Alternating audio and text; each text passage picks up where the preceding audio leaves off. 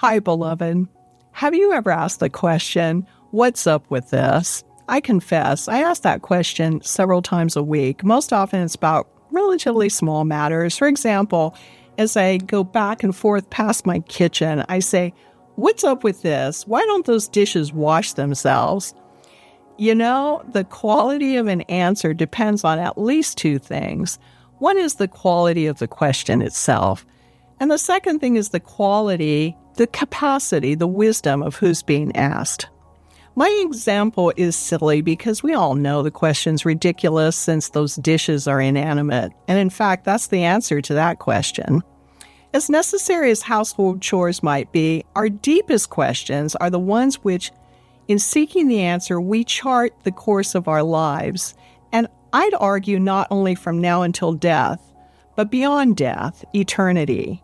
These great questions include, why am I here? Is there a God? And if there is a God, what is God's intention toward humankind and toward me? God answers these timeless questions in the story of the beginning. It's the one story which is foundational to all of humankind's stories. And this week we have front row seats as the Creator unfolds days 2 to 5 and part of 6 of His creation. I'm reading this glorious story from Genesis 1, 6 through 25 in the English Standard Version of the Bible. And God said, "Let there be an expanse in the midst of the waters, and let it separate the waters from the waters. And God made the expanse and separated the waters that were under the expanse from the waters that were above the expanse. And it was so. And God called the expanse heaven, and there was evening and there was morning the second day. And God said, let the waters under the heavens be gathered together into one place, and let the dry land appear. And it was so. God called the dry land earth, and the waters that were gathered together He called seas. And God saw that it was good. And God said, let the earth sprout vegetation, plants yielding seed, and fruit trees bearing fruit in which is their seed, each according to its kind on the earth. And it was so. The earth brought forth vegetation, plants yielding seed according to their own kinds, and trees bearing fruit in which is their seed, each according to its kind. And God saw that it was good. And there was evening and there was morning the third day. And God said, let there be lights in the expanse of the heavens to separate the day from the night, and let them be for signs and for seasons and for days and years. And let them be lights in the expanse of the heavens to give light upon the earth. And it was so. And God made the two great lights, the greater light to rule the day, and the lesser light to rule the night, and the stars. And God set them in the expanse of the heavens to give light on the earth, to rule over the day and over the night, and to separate the light from the darkness. And God saw that it was good. And there was evening and there was morning the fourth day. And God said, let the waters swarm with swarms of living creatures, and let birds fly above the earth across the expanse of the heavens. So God created the great sea creatures and every living creature that moves, with which the waters swarm according to their kinds, and every winged bird according to its kind. And God saw that it was good. And God blessed them, saying, be fruitful and multiply, and fill the waters in the seas, and let birds multiply on the earth.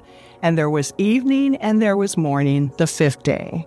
And God said, let the earth bring forth living creatures according to their kinds, livestock and creeping things, and beasts of the earth according to their kinds. And it was so. And God made the beasts of the earth according to their kinds, and the livestock according to their kinds, and everything that creeps on the ground according to its kind. And God saw that it was good.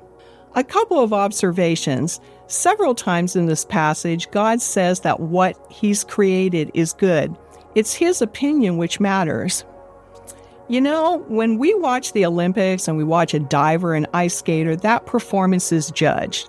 It's thought to be good, very good or exceptional, based on the judges' scores. We assume the judges are qualified to render an opinion because they know the sport they're judging. Otherwise, the scores would be meaningless. Here, after each step, God judges and approves his creation as good. There's a question here. Is God good enough to be able to judge what is good? On the basis of evidence, this wonderful story, the rest of his word to us, our lives, and around the world throughout the centuries, other lives that have been transformed by him, we declare an enthusiastic yes. God knows, has created, and is able to approve what is good.